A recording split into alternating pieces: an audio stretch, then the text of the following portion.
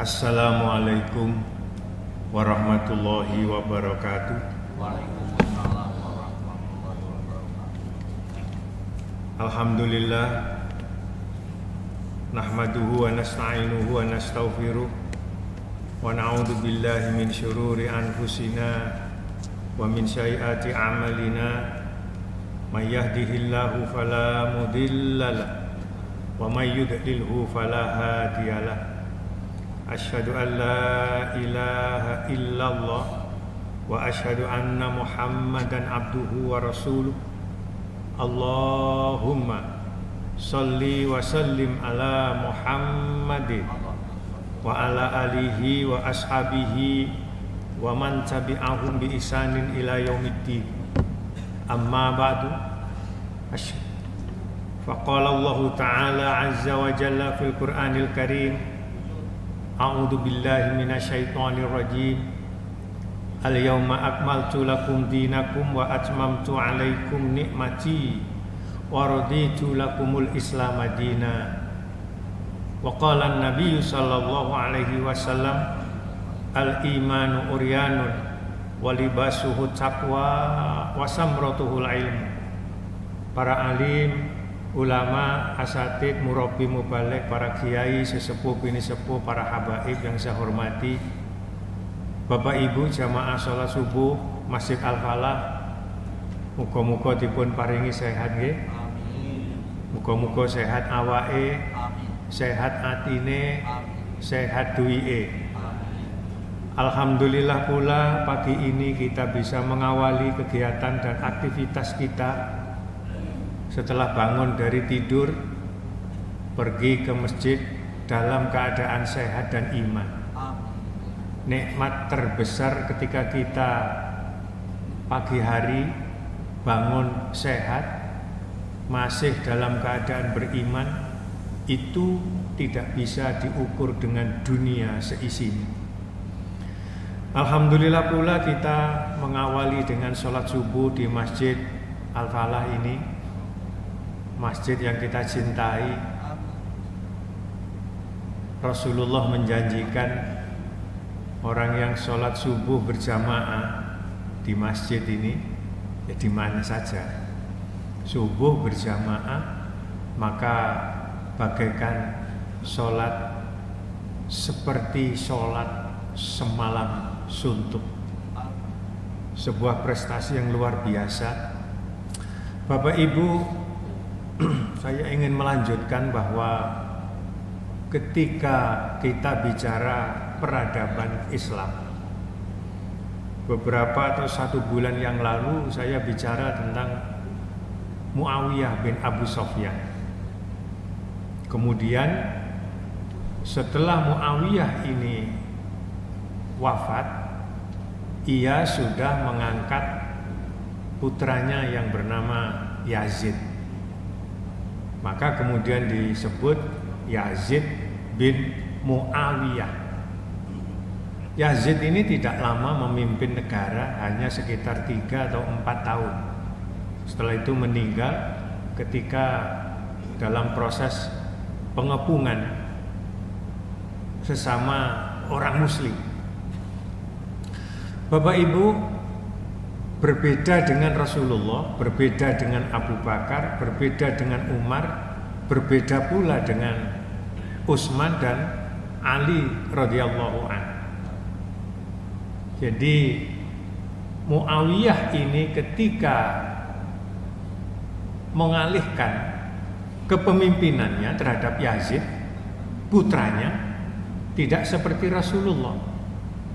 Rasulullah menyerahkan kepada kaum muslimin yang walaupun ketika itu adalah Abu Bakar yang ditunjuk oleh para sahabat senior, karena memang dipandang semua orang mengakui tentang kehebatan, kepandaian, ketulusan, dan kejujuran dan keamanahan dan akhlak yang lain terpuji ada dalam jiwa Abu Bakar.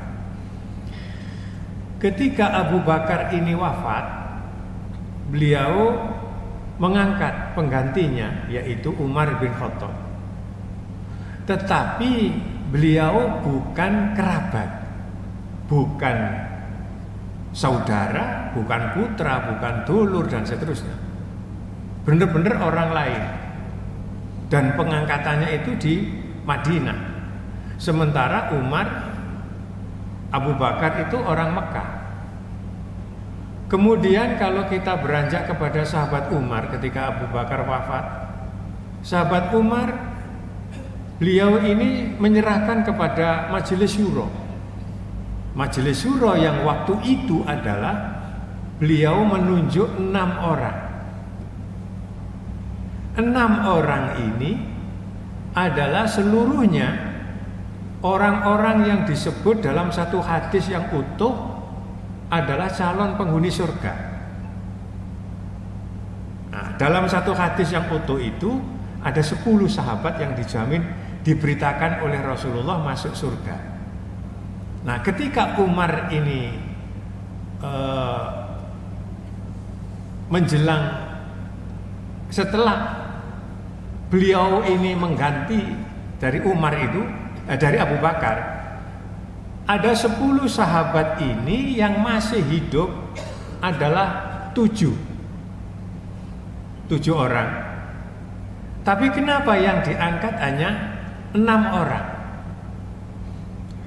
Karena satu di antara sahabat yang diberitakan Rasulullah masuk surga ini, yang satu adalah anak sepupunya, sehingga beliau tidak memasukkan majelis syuro. Begitu juga Abdullah putranya, namanya Abdullah bin Umar, juga tidak dimasukkan. Siapa orangnya yang tidak kenal dengan Abdullah bin Umar waktu itu? Tetapi Umar sama sekali tidak melibatkan orang yang ada hubungan kekerabatan. Ini hebatnya Umar. Nah, sekarang nanti kita coba bandingkan dengan bagaimana proses pengangkatan presiden di negeri ini. Bapak Ibu, 6 orang inilah yang kemudian memilih untuk menjadi khalifah. Kemudian di masa Utsman juga sama. Utsman tidak memilih tetapi menyerahkan kepada kaum muslimin. Begitu juga Ali. Begitu juga Ali, Hasan, Husain. Justru ketika dipegang oleh Muawiyah, inilah pertama kali sistem yang dibangun oleh Rasulullah Nabi kita Muhammad SAW, yang dibangun oleh para sahabat, kemudian dirubah secara total menjadi sebuah sistem yang disebut sistem mamlakah.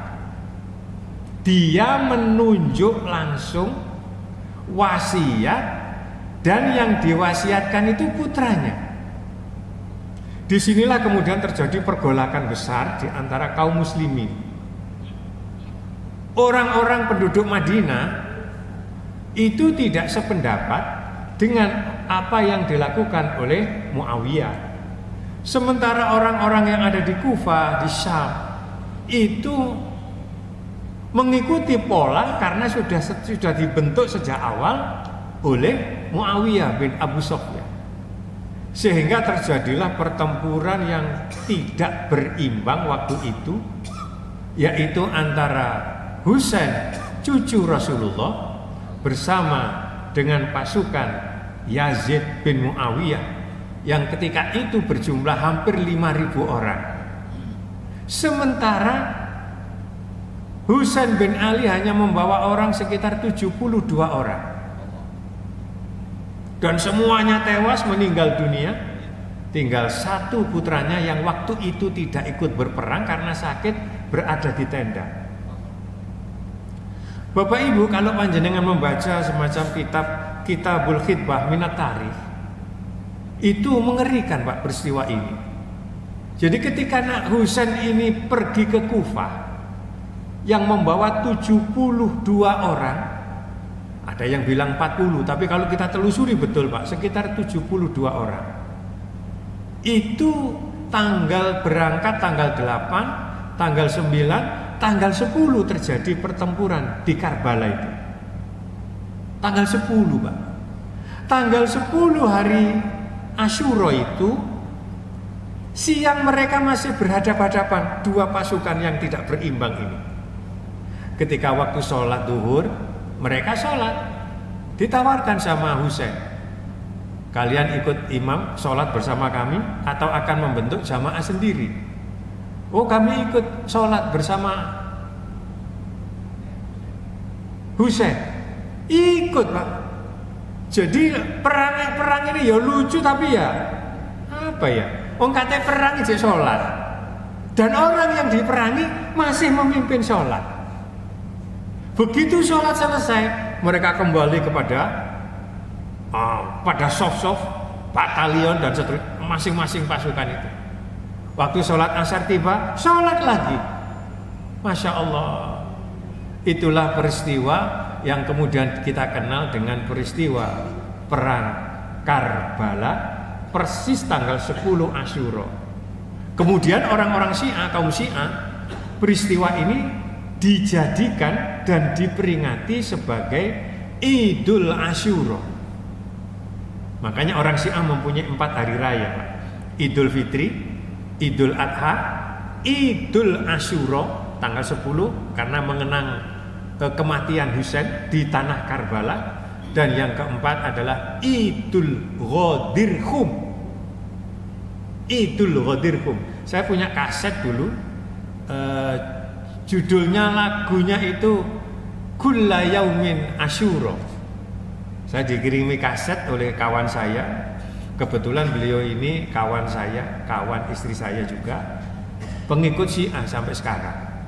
Nah, karena saya ini tahu, dia tahu kalau saya ini ustaz, saya dikirimi banyak kitab, Pak.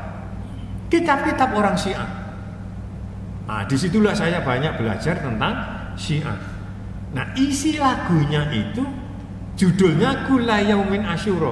Isinya itu adalah mendewa-dewakan Husain dan mendewa-dewakan Fatimah. Bapak Ibu, saya teruskan. Nah, inilah perbedaan. Walaupun itu terjadi, apakah kemudian kaum muslimin ketika itu memberontak? Di dalam kaidah usul fikih, walaupun kaum Sunni itu menolak teori ini, konsep ini, karena tidak pernah terjadi, Pak. Ini namanya, loh kalau begitu itu bid'ah, iya. Tapi kenapa kok diikuti oleh kaum muslimin waktu itu? Ada 2 alasan, Pak. Yang pertama, untuk menyelamatkan umat Islam, sehingga para sejarawan menganggap husnudzon terhadap Muawiyah.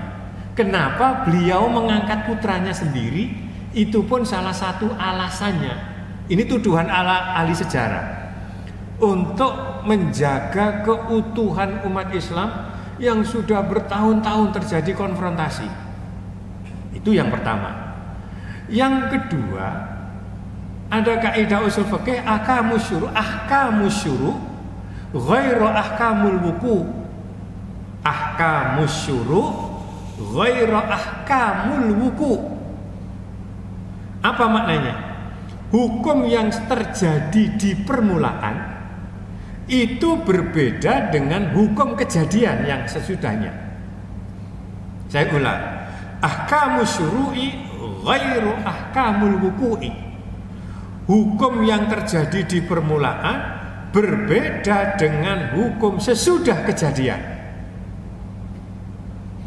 Bapak Ibu, Rasulullah itu pernah bilang begini, wa in ta'ammara 'alaikum abdun habasyun, al-hadis. Andaikan ada seorang raja, seorang pemimpin, seorang presiden dari budak Habasyi, maka kita wajib mentaati.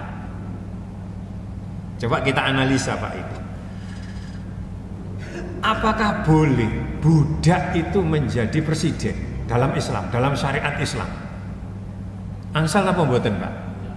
Tidak bisa. Badannya, tubuhnya, kehormatannya menjadi milik majikan. Tidak bisa, Pak. Jadi sampai kiamat, andaikan ada, budak itu tidak akan pernah bisa menjadi presiden, bisa menjadi pemimpin, tidak boleh. Tapi Nah ini. Tapi kalau kemudian ada sekumpulan budak, kemudian dia ini mempunyai kekuatan, mempunyai militer, mempunyai tentara, merobohkan sistem pemerintahan yang sudah ada, kemudian dia berkuasa, wajib ditaati apa enggak? Wajib. Ini yang dimaksud ahkamus syuru ghairu ahkamul wuku. Ini namanya sesuatu yang bid'ah, tapi kalau terjadi maka harus diikuti. Oke, saya berikan contoh sederhana, Pak. Di dalam fikih itu ada istilah talak bid'i. Cerai tapi bid'ah. Namanya talak bid'i. Ada seorang suami itu haram menceraikan istri dalam keadaan haid. Haram. Atau suami menceraikan istri dalam keadaan suci tapi setelah ia kumpuli.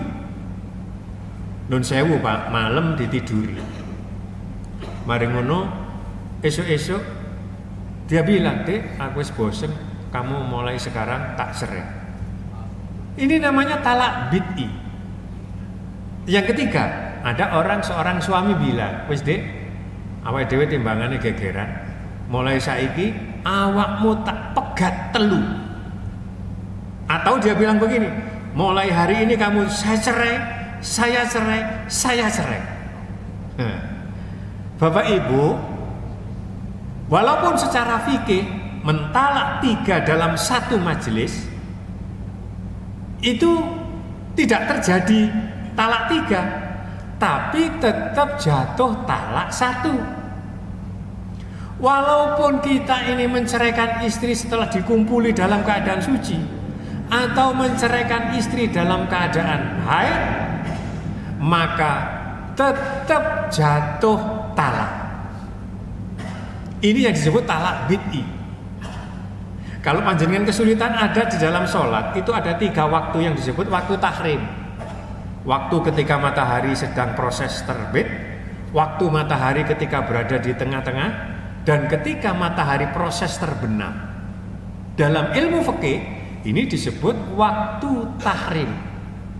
Pertanyaan saya, apakah ketika panjenengan itu belum sholat asar, mbuh sibuk karena bekerja, sampai matahari ini terbenam, belum maghrib, tapi sudah proses terbenam, apakah panjenengan lalu kemudian tidak sholat asar? Panjenengan tetap wajib sholat asar walaupun di waktu yang haram. Waktunya disebut waktu tahrim, sholatnya tetap sah. Mentalaknya di situasi yang haram, yang bid'ah, tetapi hukumnya tetap jatuh. Inilah yang disebut walaupun waktu itu Yazid itu diwasiatkan oleh Muawiyah ayahnya sendiri, yang itu tidak pernah terjadi pada zaman Rasul sampai pada zaman sahabat Khulafaur Rasyidin, tapi karena sudah terjadi, maka wajib ditaati sepanjang pemimpin itu masih sholat. Nah, sekarang persoalannya, bagaimana dengan pemimpin di negeri ini? Sekarang ini tahun politik. Coba kita analisis yang mencalonkan, yang dicalonkan. Coba. Beda jauh, Pak. Beda jauh dengan sistem yang dibangun oleh Rasulullah dan oleh para sahabat. Beda jauh. Sampai putranya Gus Dur itu, siapa itu? Inayah Wahid ya. Itu kan menjadi komedian sekarang, stand up komedi itu. Dia mengatakan, "Lah yo, sekarang itu banyak orang cari kerja sulit." Ini saya mengungkap apa? Komedianya putrinya Gus Dur, kok dikira pelecehan. Sampai karena saking sulitnya cari pekerjaan, sampai sekarang presiden itu mencari pekerjaan untuk anaknya. Bu temen boga itu sih ngomong anaknya Gus Dur namanya Inayah. Lu apakah boleh? Boleh. Apakah enggak boleh? Boleh. sampai putranya Gus Dur itu, siapa itu, Inayah Wahid ya, itu kan menjadi komedian sekarang, stand up komedi itu. Dia mengatakan, lah yo sekarang itu banyak orang cari kerja sulit. Ini saya mengungkap apa? Komedianya yang mencalonkan, yang dicalonkan. Coba. Beda jauh, Pak. Beda jauh dengan sistem yang dibangun oleh Rasulullah dan oleh para sahabat. Beda jauh. Sampai dengan tetap wajib sholat asar walaupun di waktu yang haram. Waktunya disebut waktu tahrim, sholatnya tetap sah. Mentalaknya di situasi yang haram, yang bid'ah, tetapi hukumnya tetap jatuh. Inilah yang disebut, walaupun waktu itu Yazid itu diwasiatkan oleh Muawiyah, ayahnya sendiri, yang itu tidak pernah terjadi pada zaman Rasul sampai pada zaman sahabat Khulafaur Rasyidin, tapi karena sudah terjadi, maka wajib ditaati sepanjang Pak, sepanjang pemimpin itu masih sholat. Nah, sekarang persoalannya, bagaimana dengan pemimpin di negeri ini? Sekarang ini tahun politik. Coba kita analisis.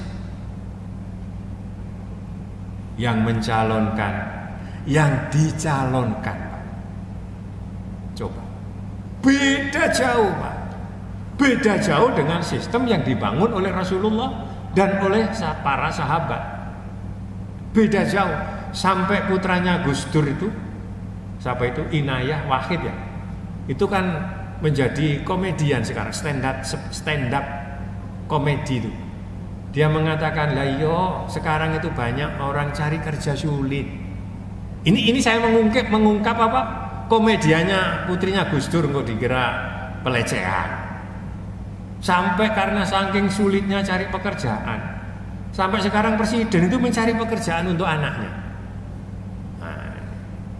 Bu teman buka itu saya ngomong anak Gus Dur namanya Inayah. Lu apakah boleh?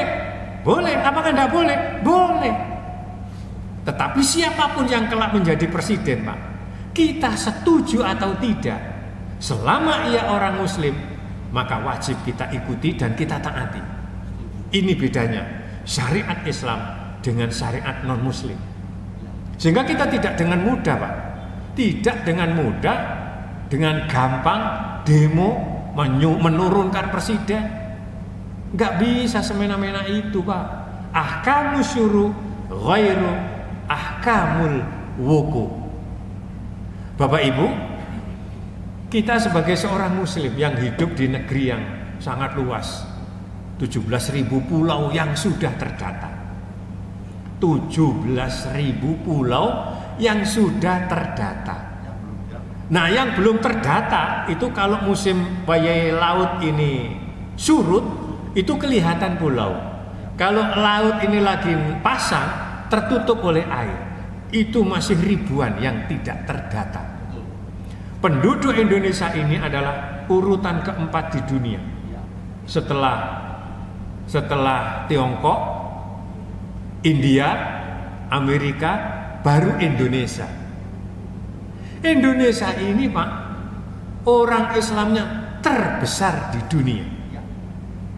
Bayangkan Brunei itu ketika merdeka, dia kemudian memproklamirkan diri menjadi negara Islam, Darussalam, dan yang menjadi acuan untuk menjadi negara makmur harus kembali kepada syariat. Di sana ini karo Amerika. Apa katanya rajanya Brunei, Pak? Ngapain ente ngurusi negara orang? Iki negara ku dewi. Meneng, Pak. Cuma penduduk 400.000, Pak. Katakanlah 500.000, ndak ada. Brunei itu. Iku wani, Pak, ambek Amerika. Nah, kita ini wis. Makanya hati-hati ini nanti. Siapa yang akan berkuasa negeri ini? Mau tidak mau kita akan tunduk, Pak. Siap. Mau tidak mau. Jangan kemudian NKRI harga mati. Iya, boleh sekarang. Tapi misalkan NKRI ini kemudian dirobohkan oleh kekuatan lain yang kemudian lebih tinggi berkuasa, kate lapo. Kalau sudah begitu, siapa yang akan menjamin Islam akan tetap ada di Indonesia? Tidak ada, Pak, ayat hadis yang menjamin bahwa Islam di Indonesia akan tetap ada sampai kiamat. Mboten enten. Saya pidato ini pernah saya sampaikan di depan menteri, kalau tidak salah almarhum Menteri Azwar Anas ketika di Merpati Juanda. Gak ada hadis maupun ayat yang menjamin bahwa Islam akan tetap jaya di Indonesia sampai kiamat. Mboten enten. Kita harus belajar dari Spanyol, Pak. Berapa ribu umat Islam dibantai oleh orang Kristen dari Spanyol. Kita harus belajar ke Filipina, Pak. Berapa ribu. Kita belajar jauh-jauh ke Spanyol, Filipina. Gak usah jauh-jauh, Pak. Kita ke Singapura, Pak. Singapura dulu dikuasai oleh orang Muslim Melayu, Pak. Sedikit demi sedikit habis. Sekarang ada satu kecil kampung Melayu. Jadi kalau kita pergi ke Singapura, nanti guide akan menunjukkan, mari Bapak Ibu kita kunjungi kampung Melayu. Sauprit, Pak. Dan itu dulu kakek nenek mereka yang menguasai Singapura. Kalau kita ke Malaysia, Pak, di sana sudah hampir sudah tidak ada peran umat Islam. Semuanya sudah dikuasai oleh orang-orang mata sipit. Kalau kita ke Turki sekarang, beda, Pak, dengan Turki sebelum 1924 yang lalu. Di sana masih berkuasa namanya Kerajaan Turki Utsmani. Kemudian ditumbangkan oleh Kemal Pasha. Kalau kita bilang Kemal Pasha, itu jangan ditambah Ataturk. Ataturk itu sebuah pemujaan yang maha tinggi. Yang benar itu ya Kemal Pasha, laknatullah, itu yang baru betul. Amin. Nah, bagaimana nasib negeri ini? Bapak Ibu, Bung Karno ketika setelah merdeka, beliau pernah bilang, nanti akan ada neokolonialisme baru. Mereka datang ke negeri ini tidak membawa senjata. Mereka datang ke negeri ini tidak membawa tank-tank perang. Mereka datang ke negeri ini membawa uang. Dan siapapun negara yang sudah terjerat oleh uang, oleh utang, dia akan dikelola oleh negara yang memberikan utang. Dan itu pernah terjadi di Malaysia. Makanya Mahathir Muhammad kemudian bangkit, ingin memerdekakan negerinya dari kungkungan hutang. Nah, negeri ini sampai hari ini alhamdulillah aman-aman saja, walaupun utangnya juga semakin banyak. Ya, kita jangan melihat utangnya saja. Artinya negeri ini ya sudah baik, Pak, dibanding yang tidak baik. Kalau dibanding negeri India, Pakistan, Bangladesh, Suriah, masih jauh lebih baik Indonesia. Nah, siapa yang harus bertanggung jawab menjaga negeri ini? Kita, Pak. Bagaimana caranya? Harus kita tidak hanya menjadi abdun, tapi harus bisa menjadi khalifah. Bukan menjadi penonton, kata Ustadz Zainuddin MZ, tetapi harus juga menjadi pemain. Oleh karena itu, kita harus mendukung, berbangga kawan-kawan kita ustadz, kiai, ulama yang kemudian tampil menjadi politisi. Karena ini sudah ratusan tahun digelapkan oleh Belanda, jangan sampai umat Islam menjadi politisi. Oleh karena itu, Bapak Ibu, nanti jam 6 pagi insya Allah kita ada acara juga di Gerahadi yang akan dihadiri oleh saudara kita, siapa itu? Haidar Nasir, ya? Bakhtiar Nasir. Saya selalu ingat Haidar Nasir, tokoh Syiah. Kemudian beliau insya Allah hari Senin besok subuh beliau akan memberi kuliah subuh di masjid ini. Mudah-mudahan kita sebagai seorang muslim punya kepedulian minimal. Kenapa Pak? Ono hadis begini Pak, man la yahtamma bi amril muslimin falaisa minhu. Barang siapa ada orang Islam yang tidak peduli dengan urusan umat Islam, bukan termasuk umat Islam. Di dalam hadis Muslim bab jihad, man laisa lahu, siapa orangnya yang tidak pernah berjihad dan tidak pernah tergores dalam jiwanya untuk berjihad, untuk berjuang, mata ala syubatin min nifaq, maka orang tersebut mati dalam keadaan munafik. Man mata lam yaghzu wa lam yuhdis nafsahu bil ghazwi mata ala syubatin min nifaq. Siapa orangnya yang meninggal dalam keadaan tidak pernah berjuang dan tidak pernah tergores dalam hatinya untuk berjuang, mata ala syubatin min nifaq, rawahu Muslim, maka orang tersebut mati dalam keadaan munafik. Semoga kita yang hadir di masjid yang mulia ini dijaga iman kita oleh Allah, dijadikan sisa umur kita barokah, rizki kita barokah, rumah tangga kita sakinah, mawaddah warahmah, anak cucu kita soleh-solehah. Kalau yang hadir ini ada yang sakit, keluarganya sakit, mudah-mudahan segera sembuh. Ada yang punya cita-cita mulia, Allah segera mengabulkan. Ada yang dilanda problem hidup yang sulit, Allah segera memberi jalan keluar. Mungkin masih ada di antara kita ini yang belum punya anak, cucu, menantu, Allah segera memberikannya yang baik. Ada di antara kita, keluarga kita yang belum ketemu jodohnya, Allah segera memberi jodoh yang baik, jodoh yang bisa menghantarkannya ke jenjang pintu surga. Anak cucu kita yang masih sekolah, kuliah, hidup di pondok pesantren, semoga ilmunya manfaat. Kita semua yang sudah haji tetap mabrur dan bisa kembali. Yang belum haji segera diberi kemampuan Allah untuk bisa ziarah Mekah Madinah di usia yang masih sehat. Allah mencatat kita calon-calon penghuni surga, meninggal dalam keadaan husnul khotimah. Rabbana hablana min azwajina wa dzurriyyatina qurrata a'yun waj'alna lil muttaqina imama. Allahumma a'izzal islama wal muslimin wahdhul man khadhalal muslimin. Allahumma ansur ikhwananal muslimina fi Falastin. Allahumma ansur ikhwananal muslimina fi Falastin. Allahumma ansur ikhwananal muslimina fi Falastin.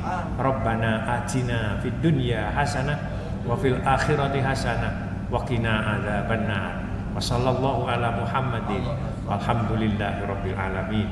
Terima kasih, mohon maaf barangkali ada kalimat kata kurang berkenan. Assalamualaikum warahmatullahi wabarakatuh. Waalaikumsalam.